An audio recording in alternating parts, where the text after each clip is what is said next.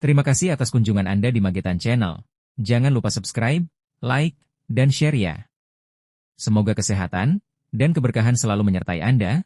Amin amin amin ya robbal alamin.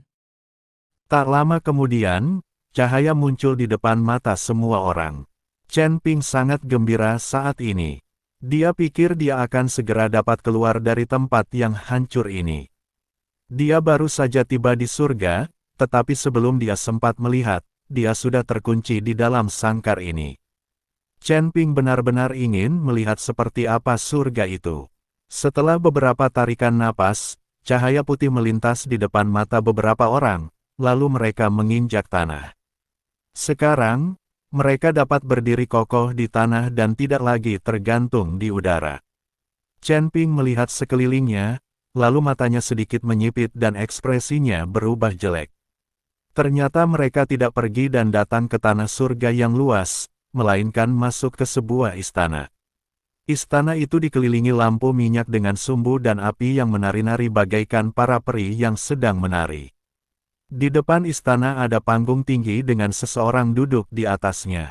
Seluruh istana tampak suram dan mengerikan, dan sosok di panggung tinggi memancarkan aura menyeramkan. Ini seharusnya pemilik kandang, Xiu Rui berkata. Seharusnya begitu. Chen Ping mengangguk. Berani sekali kamu keluar dari kurungan dan lolos dari sanksi.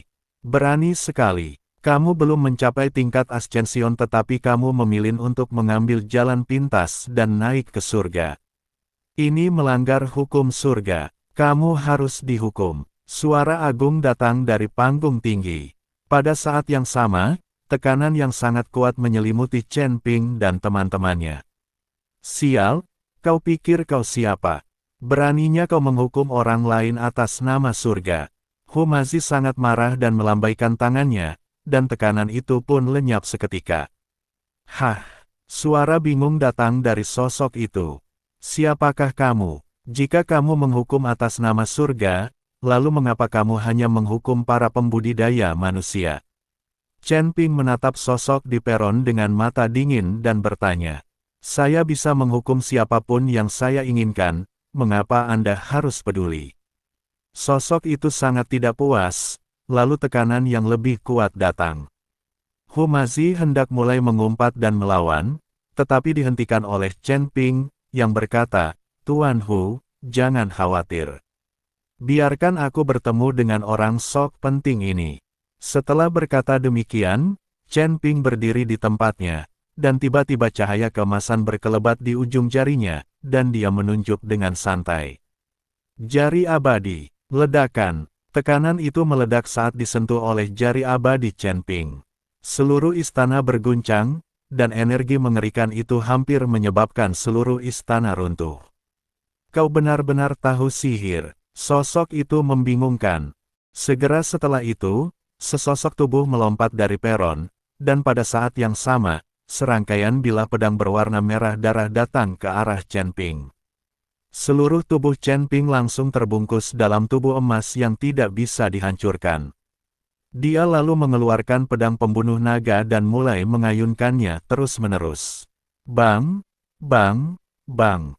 Pisau tajam ini diblokir satu persatu oleh Chen Ping dan kemudian berubah menjadi bubuk.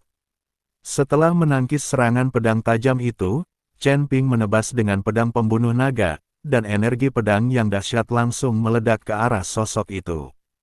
Xiu Rui menatap Chen Ping dengan mata terbelalak, begitu terkejutnya hingga dia tidak bisa berkata apa-apa.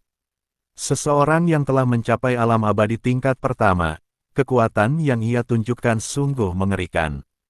Menarik, ketika sosok itu melihat Chen Ping datang sambil membawa pedang, dia segera melambaikan tangannya untuk mengumpulkan perisai dan langsung memblokir energi pedang. Chen Ping ingin mengayunkan pedangnya lagi, tetapi Humazi berkata, hentikan, kamu bukan tandingannya. Jelaslah bahwa lawan tidak menggunakan kekuatan penuhnya, tetapi Chen Ping sudah meledak secara ekstrim. Ada kesenjangan kekuatan yang besar antara kedua belah pihak, jadi tidak ada gunanya bertarung lebih jauh. Mata Chen Ping dingin, tetapi dia tahu bahwa ini terjadi di surga, bukan dunia para dewa. Di tempat seperti surga, dia mungkin tidak akan bisa mengalahkan sembarang orang. Lagi pula, perbedaan kekuatannya terlalu besar. Sekarang dia masih seorang kultivator, sementara yang lain mungkin sudah menjadi abadi. Sekalipun mereka adalah makhluk abadi yang mengembara, mereka bukanlah sesuatu yang dapat dibandingkan dengan seorang kultivator kecil. Kamu adalah orang paling berbakat yang pernah aku temui selama bertahun-tahun ini. Sosok di peron itu berkata, tidak ada gunanya bagimu memujiku. Jika kamu tidak menjelaskannya kepadaku hari ini, aku akan menghancurkan istanamu dan menghancurkan kultivasimu. Chen Ping berkata dengan dingin. Xiu Rui menatap Chen Ping dengan kaget. Dia benar-benar tidak mengerti keyakinan apa yang dimiliki Chen Ping hingga berani berbicara kepada orang lain seperti itu. Hu Mazi juga sedikit mengernyit, Chen Ping, santai saja, aku tidak bilang kamu pasti bisa mengalahkannya. Guru Hu, jangan khawatir. Saya punya banyak teman di surga. Chen Ping berkata tanpa rasa khawatir. Saya tidak tahu apakah sosok di peron itu ketakutan oleh Chen Ping atau karena alasan lain, tetapi dia diam dan sepertinya sedang memikirkan sesuatu. Lalu, sesosok tubuh perlahan berjalan turun dari peron. Setelah mendekat, semua orang mendapati bahwa pria itu mengenakan jubah gelap dan topeng, hanya matanya yang terlihat. Ketika Chen Ping melihatnya, dia terdiam. Sejak saat itu ia teringat bahwa orang yang memakai topeng dan malu untuk berhadapan dengan orang lain bukanlah orang baik. Chen Ping menjadi marah ketika ia memikirkan bagaimana ia dibodohi oleh si bajingan Ningxi. Kamu berasal dari dimensi dunia yang mana? Pria itu bertanya pada Chen Ping. Saya datang dari alam surga, kata Chen Ping. Saya berasal dari alam Wuxu. Xiu Rui berkata, aku mengenalmu. Kau telah dipenjara selama ratusan tahun. Pria itu berkata pada Xiu Rui. Wajah Xiu Rui tiba-tiba dipenuhi rasa malu. Aku, kakekmu, berasal dari surga tingkat ke-6. Hu Mazi berkata kepada pria bertopeng itu dengan ekspresi jijik. Surga ke-6. Pria bertopeng itu tertegun, lalu menatap Hu Mazi dan berkata, kamu memang seorang abadi, lalu bagaimana kamu bisa keluar dari dao besar? Apa pedulimu padaku? Aku akan pergi kemanapun aku mau. Hu Mazi langsung menggunakan kata-kata yang baru saja diucapkan pria bertopeng itu untuk membalasnya. Pria bertopeng itu begitu terkejut oleh Hu Mazi hingga dia tidak bisa berkata apa-apa. Hu Mazi memang memiliki tulang abadi, tapi apakah dia berasal dari tingkat ke-6, dia tidak tahu. Tetapi dia tidak berani memprovokasinya. Kalau Hu Mazi benar-benar seorang abadi dari surga ke-6, maka jika dia memprovokasi Hu Mazi, bukankah itu seperti menyentuh pantat harimau? Kamu baru mencapai level pertama alam abadi, dan kamu mampu dibimbing oleh Dao Agung. Tampaknya kamu memang memiliki beberapa kemampuan.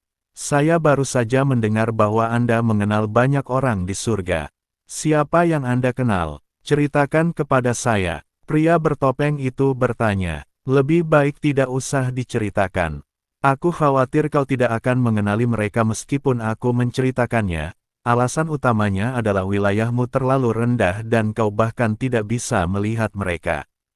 Chen Ping berkata dengan tenang. Tetapi apa yang dikatakan Chen Ping juga benar, ini hanya surga tingkat pertama. Menurut Hu Mazi, di bawah tingkat ketiga surga terdapat makhluk abadi. Dan ada pula beberapa kultivator yang dibimbing ke sini oleh jalan besar. Tidak ada yang namanya orang yang sangat berkuasa. Bahkan para dewa yang kuat pun akan memandang rendah orang-orang di bawah tiga surga. Jadi bahkan jika Chen Ping mengatakannya, orang di depannya pasti tidak akan mengenalinya. Kamu hebat sekali, mengapa kamu tidak menceritakan beberapa di antaranya kepadaku? Pria bertopeng itu merasa bahwa Chen Ping hanya membual. Dia hanya seorang kultivator tingkat 1 di alam keabadian. Sekalipun dia punya bakat bagus, bagaimana mungkin dia bisa mengenal orang-orang penting di surga? Apakah kamu tahu tentang sekte suci Wuji di alam surga? Chen Ping bertanya. Pria bertopeng itu mendengarnya lalu menggelengkan kepalanya. Chen Ping menatap pria bertopeng itu dan bertanya, apakah kamu iblis? Ya, aku iblis. Pria bertopeng itu mengangguk. Itu mudah. Aku tahu semua iblis darah, iblis yin, iblis angin, dan iblis formasi di surga. Dan Raja Iblis Awan Merah dari surga ke-9, dia adalah teman baikku. Chen Ping berkata kepada pria bertopeng. Ini omong kosong belaka. Apakah kau mencoba menipuku di sini? Ketika pria bertopeng itu mendengar ini, dia mendengus dingin. Chen Ping tertegun, lalu berkata, tidak ada gunanya bagiku berbohong padamu. Aku benar-benar mengenal mereka, dan Raja Iblis Awan Merah itu benar-benar teman baikku. Sepertinya kamu baru saja tiba di surga dan tidak tahu banyak tentang aturan surga. Bagaimana mungkin ada Raja Iblis di surga ke-9? Semua Raja Iblis berada di surga ke-20. Iblis tertinggi di surga ke-9 sudah cukup baik. Kau membodohi anak kecil di sini.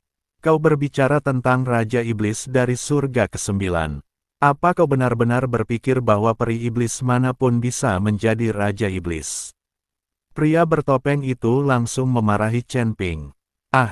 Chen Ping sedikit bingung, lalu kesadarannya memasuki tubuhnya. Dia menatap Raja Iblis Awan Merah dan berkata, Senior, apa yang terjadi? Apa yang sedang terjadi? Tanya Raja Iblis Scarlet Cloud, berpura-pura tidak tahu apa-apa. Aku bertanya padamu, kamu berada di alam mana? Apakah yang dikatakan orang ini benar? Chen Ping bertanya, aku berada di surga ke-9, di level Iblis Surgawi. Raja Iblis Awan Merah ini hanyalah julukanku saat aku berkeliling dunia. Aku tidak pernah mengatakan bahwa aku telah mencapai level Raja Iblis. Itulah yang kau pikirkan, jangan menuduhku pame. Kata Raja Iblis Ciyun sambil sedikit malu. Tidak, iblis itu sudah hebat. Chen Ping berkata tergesa-gesa. Tak heran jika Raja Iblis Scarlet Cloud pada awalnya menolak memberitahu kita wilayah kekuasaannya, dan menjadi marah saat ditanya. Ternyata dia takut ketahuan karena berpura-pura keren. Akan tetapi, bahkan dengan kekuatan iblis surgawi, di tempat seperti alam surgawi, dia seperti penguasa langit dan bumi. Raja Iblis Awan Merah hanyalah sebuah gelar. Orang yang kukenal adalah iblis surga ke-9. Namaku sekarang adalah Chen Ping. Jika aku mengganti namaku menjadi Chen Shengze, apakah itu berarti aku tak terkalahkan di alam surga? Chen Ping tersenyum pada pria bertopeng itu. Jadi, kamu bilang kamu tahu iblis angin, iblis yin, dan iblis darah. Apakah kamu punya bukti? Pria bertopeng itu bertanya. Mau bukti? Chen Ping mencibir dan tiba-tiba meninju peron di belakang pria bertopeng itu. Tinju cahaya suci, ledakan-ledakan, disertai suara yang memekakkan telinga, panggung di istana seketika berubah menjadi bubuk. Kemudian Chen Ping melambaikan tangannya dengan ringan, dan gelombang energi jahat Tao langsung menyebar ke seluruh tubuhnya. Merasakan roh jahat di tubuh Chen Ping, pria bertopeng itu terkejut. Kenapa kau punya aura iblis? Kau manusia atau iblis? Wajah pria bertopeng itu penuh dengan keterkejutan. Bagaimana menurutmu? Chen Ping tersenyum dingin, kemudian kristal naga di dadanya mulai berkedip-kedip. Dan di belakang Chen Ping, seekor naga emas besar perlahan muncul. Tetapi dalam sekejap, Chen Ping mengambil kembali energi naga, seolah-olah tidak ada yang terjadi. Pria bertopeng itu kebingungan saat ini. Bagaimana kamu bisa memiliki aura 3 suku? Kamu termasuk suku yang mana? Pria bertopeng itu menginterogasi Chen Ping. Aku adalah siapapun yang kau katakan. Jadi, jika kau hanya memenjarakan manusia di sini, maka kau telah memenjarakan orang yang salah. Chen Ping tertawa. Baru pada saat inilah pria bertopeng itu benar-benar menyadari betapa hebatnya Chen Ping. Belum lagi kekuatannya, aura 3 suku dalam tubuh Chen Ping bukanlah sesuatu yang bisa dimiliki oleh orang biasa. Kamu adalah satu-satunya orang yang pernah kulihat yang memiliki aura ketiga suku. Kamu sangat populer di sini. Kamu dapat bebas menjelajahi seluruh surga pertama.